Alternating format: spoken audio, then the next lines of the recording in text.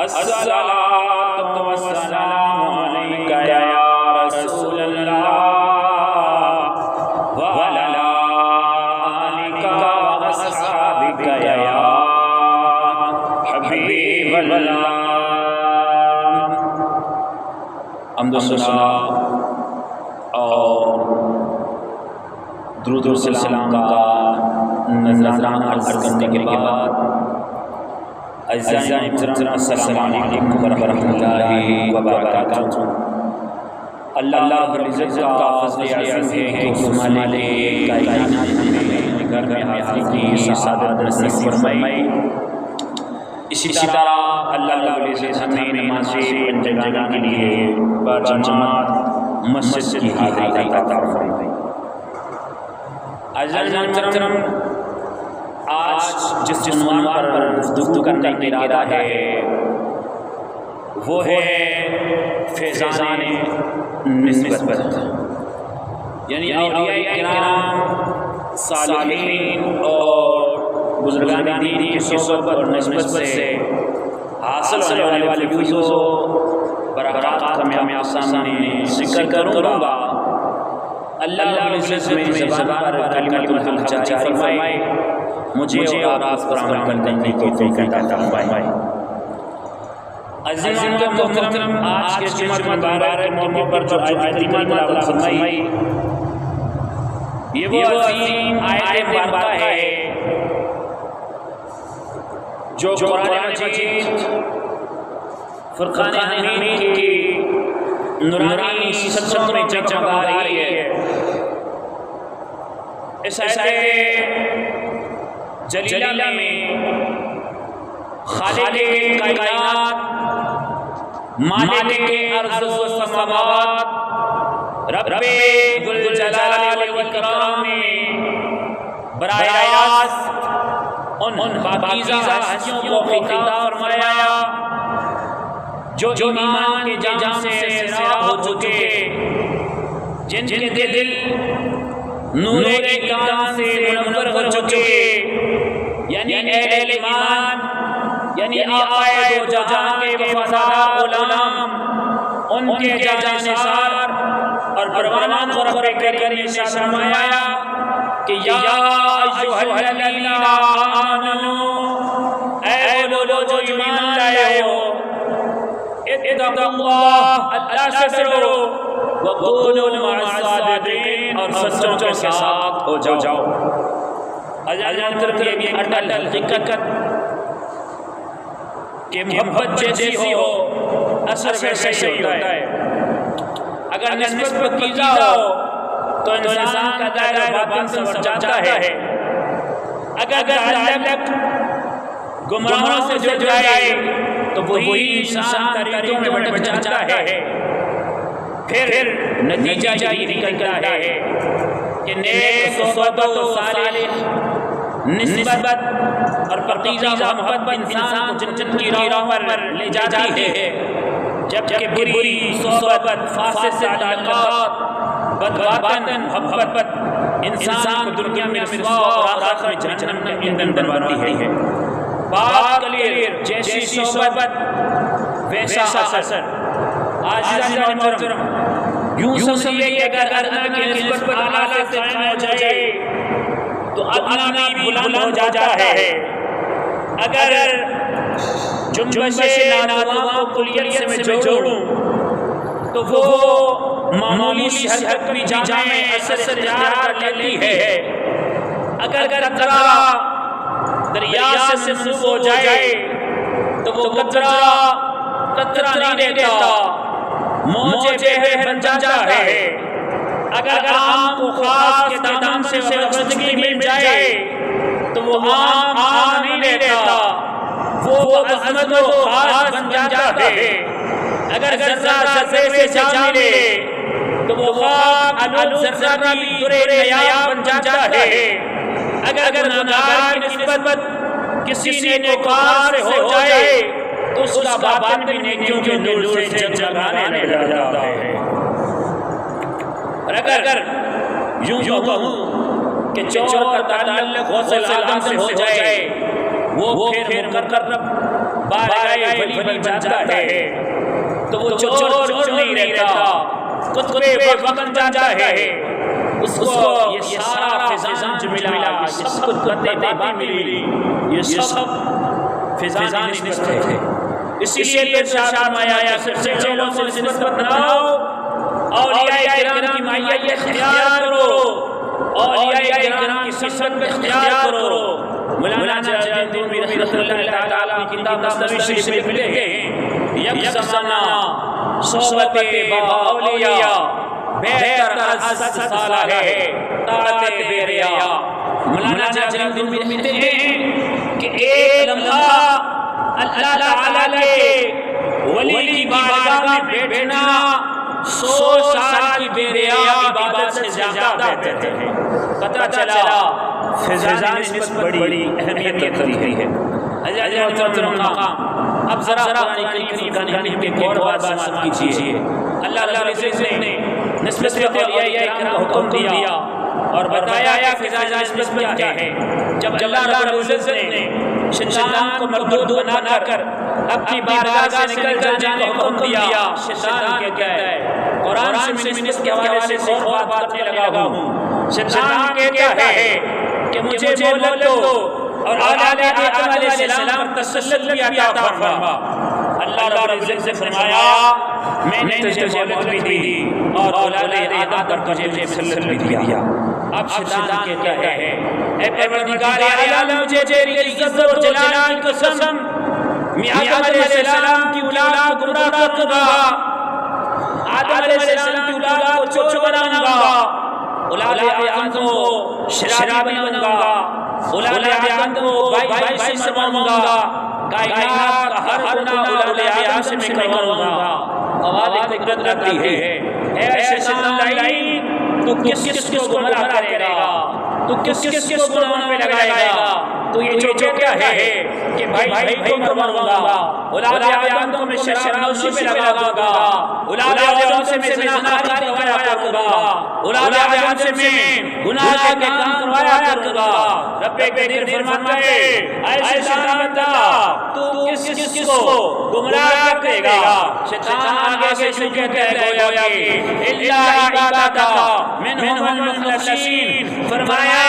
اے بار الہ عرض کرے مولا تیرے ہر بندے کو، اولاد آدم کے ہر بندے کو میں گناہوں کے اندر مبتلا کروں گا، لیکن جو تیرے چنے ہوئے بندے ہوں گے ان پر میرا تسلط نہیں چل سکے گا۔ پتہ چلا کہ جو اللہ کے خاص بندے ہوتے ہیں ان پہ شیطان کا وار بھی کام نہیں آتا۔ اس سے یہ بات چلتی ہے جیسے کہ اللہ نے فرمایا کہ نیکوں کے ساتھ ہو جاؤ، کیوں ہو جاؤ نیکوں کے ساتھ؟ میں جب نیکوں کے ساتھ ہو جاؤ گے نا شیطان کا وار پہ چل نہیں سکے گا۔ اگر شیطان کے وار سے بچنا چاہتے ہو تو پھر اولیاء کا دامن تھام لو، پھر شیطان تمہارا کچھ نہیں کر سکتا۔ اسی لیے کہتے ہیں چنگیاں نال لالو یاریاں، مشکلات آسان حسن ساری یاد محترم۔ اسی بات کو میں سلسلہ قادریہ کے روحانی پیشوا حضرت سلطان باہو رحمۃ اللہ علیہ کی زبان میں پیش کروں تو وہ لکھتے ہیں الف یا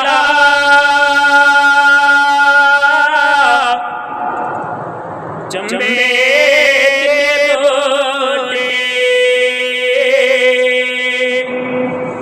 میرے من میں مرشے لائے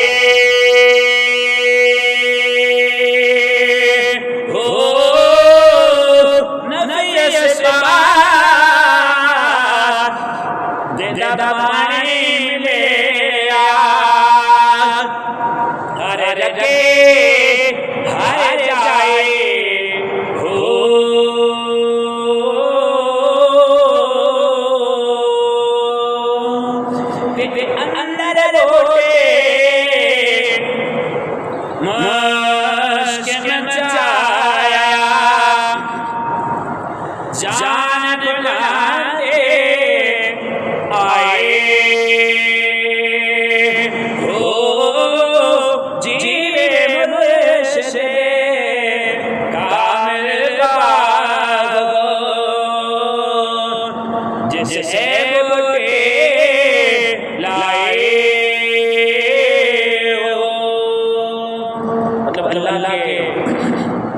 ولیوں کے ساتھ اگر سنگت ہو جاتی ہے، ان کا درد مل جاتا ہے، پھر ان کا درد صدقہ یہ ہوتا ہے کہ انسان ہر برائی سے بچتا ہے، ہر برائی سے بچ کر اللہ کی اطاعت اندر اپنی زندگی کو گزارتا ہے۔ شرط یہ ہے کہ وہ ولی سچ میں اللہ کا ولی ہو، وہ جعلی پیر یا نقلی ولی نہ بنا ہو۔ اگر سچا ولی ہوا تو پھر آپ کو ایسے کاموں میں لگائے گا کہ پھر آپ 5 وقت کی نماز پابندی کے ساتھ پڑھا کریں گے، پھر آپ قرآن سے محبت کرنے والے بن جائیں گے، آپ دین کی باتیں کرنے والے بن جائیں گے۔ اور اگر ہوا صحیح والا ولی نہیں، اپنے آپ کو خود پیر کہلانے والا ہوا، تو پھر وہ آپ کو ان کاموں سے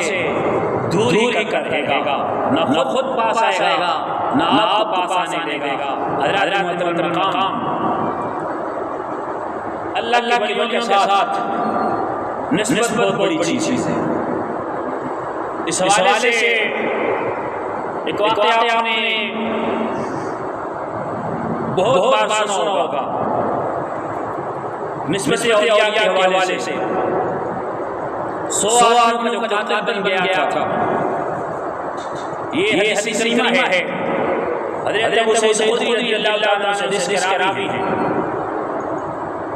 فرماتے ہیں صحیح مسلم کی حدیث شریفہ ہے، کتاب توبہ اور حدیث نمبر 7008 ہے۔ حضرت ابو سعید خدری فرماتے ہیں نبی رسول اکرم صلی اللہ علیہ وسلم نے ارشاد فرمایا کہ پچھلی امتوں میں ایک شخص تھا جس نے ناحق قتل کرتے کرتے 99 انسان کی جان لے لی تھی، یعنی اس نے ایک کم 100 بندہ مار دیا، اب 100 بندے مار دیا، اب 99 بندے جب اس نے مارے تو دل کے اندر ایمان کی حرارت چمکی، تھا تو مسلمان، تھا ظالم، تھا مسلمان، دل کے اندر خیال آیا، خوف خدا جاگا، اس نے وہاں کے لوگوں سے پوچھا کہ مجھے کوئی ایسا عالم بتاؤ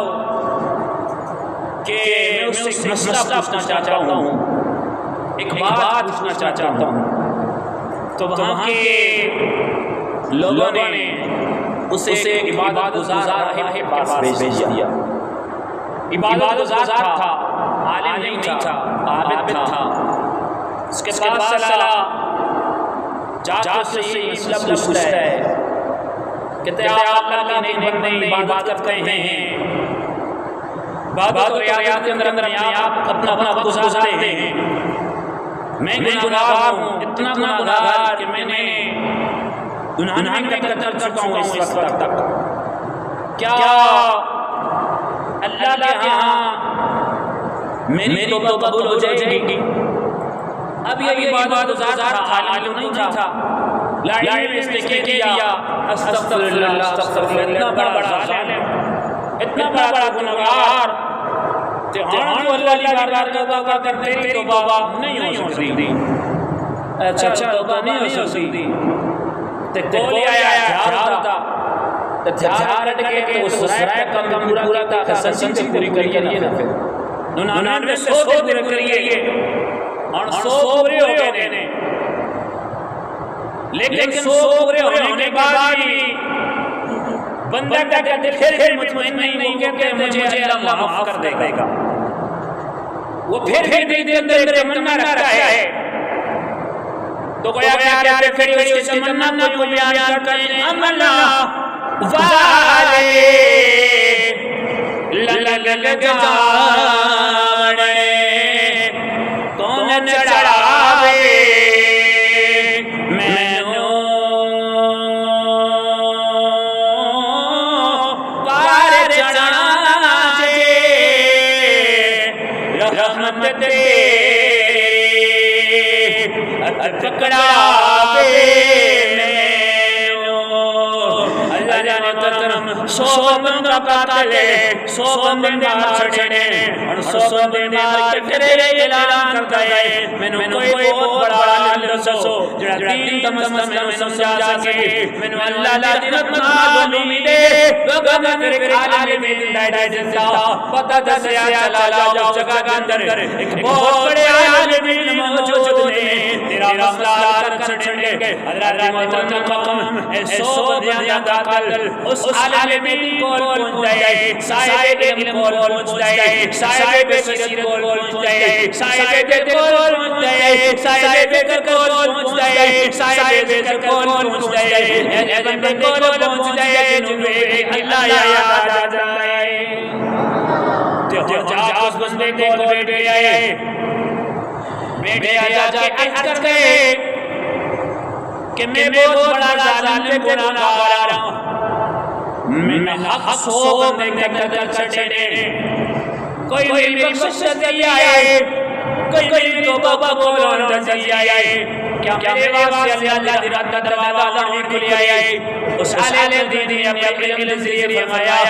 ہاں تیرے گناہ تو اللہ دی رحمت سے آ جائے، اللہ بندے لا تقنطوا من رحمت اللہ، بندے میری رحمت نہ امید نہ ہویا کرو، اللہ دی رحمت ساڑھے گناہ کو بہت زیادہ ہے۔ اس عالم دین نے جو کہا ہاں تیرے واسطے توبہ دا دروازہ کھلیا ہے، توبہ دا دروازہ بند ہویا، لیکن اللہ سے کم ایک کرنا ہوئے گا، اے زمین تیرے واسطے شر ہے، اس زمین تے گناہ کیتے ہیں، لوگوں گناہ کمائے ہیں، تیرے واسطے زمین شر ہے، تو اس زمین نو چھڑ کے ایک دور رستی ہے، اس جگہ دے اللہ ایک بندہ رہے، اللہ دا ایک ولی رہے، اللہ دا دو پیارے رہے، اس سے در چلا جا اور دیوار در جا کے اللہ کو معافی مانگ، اللہ تیرے گناہ معاف کر کے تینوں گناہ کا تعالی فرما دے گا۔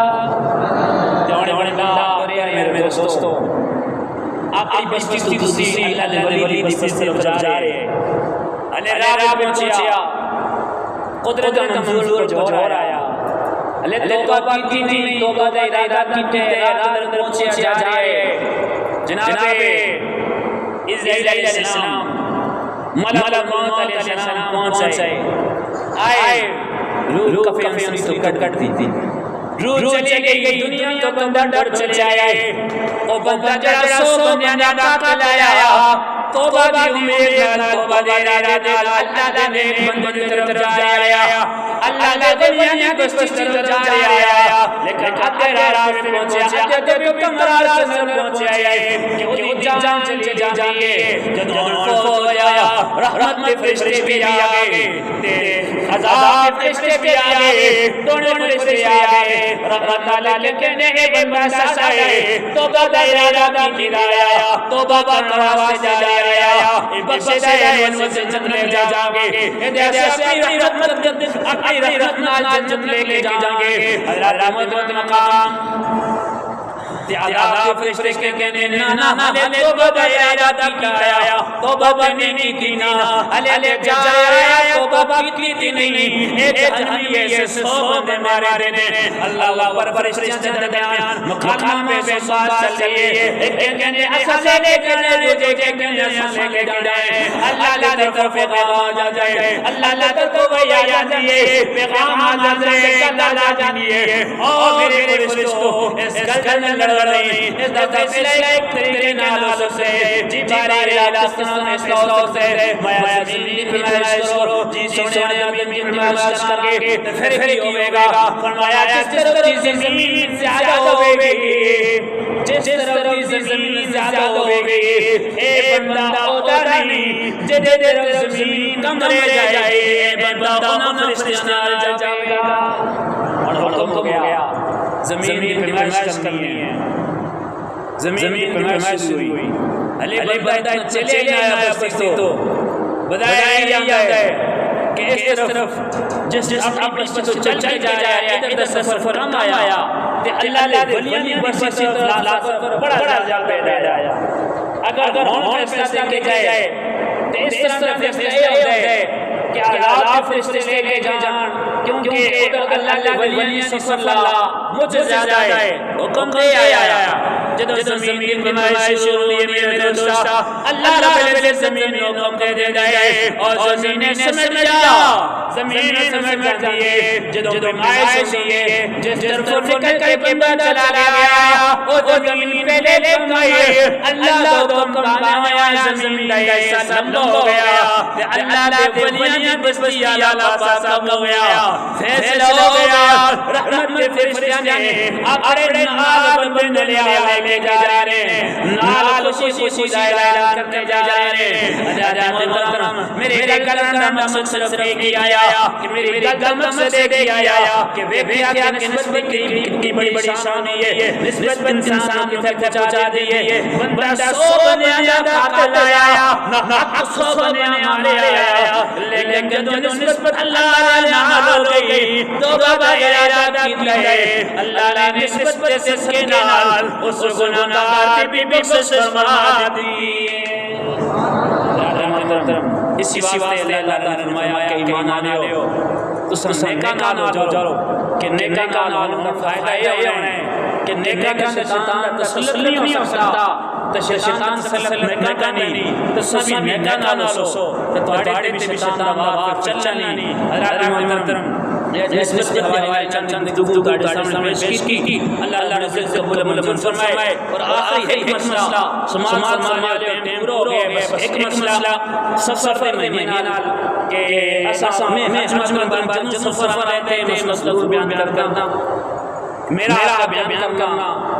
تے عمل توفیق اللہ کا دینی، اللہ سب میں توفیق عطا فرمائے۔ مسئلہ یہ ہے کہ زمانہ جاہلیت میں مسئلہ چلا جا رہا ہے، زمانہ جاہلیت میں ساڑھے چلی آ رہی ہے، اوکے 13 تیزیاں کیا جی سفر پہلے 13 اے منوسوں نے استندر کوئی بھی کام کی جائے، سفر نہ کی جائے، نکاح نہ کرو، شادی نہ کرو، یہ نہ کرو کہ برے نے اللہ نے فرمایا لا سفر، فرمایا ہے کوئی نہیں، حضور نے منع کرتا ہے ایسی کوئی گل نہیں، یہ 13 تیزی وغیرہ اس زمانہ جاہلیت کی گائیاں انہیں ختم کرو، فرمایا 13 دن جنہیں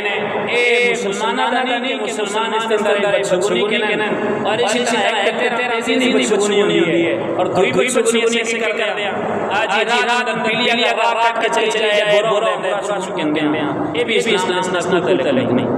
اسی طرح کوئی کار چینج کر رہا ہے یا کسی کم سے جا رہا ہے، سامنے عورت آ جائے، ہونا جی عورت آ جی کم ہونا، میں بھی اسلام کا کوئی تعلق نہیں، یہ ساری چیزیں غلط ہیں۔ اللہ تعالیٰ شان و اسلام کا مطابق اپنی زندگی گزارنے کی توفیق عطا فرمائے، زمانہ جاہلیت کی گلائیاں اللہ تعالیٰ بچنے کی توفیق عطا فرمائے، وآخر دعوانا الحمدللہ رب العالمین۔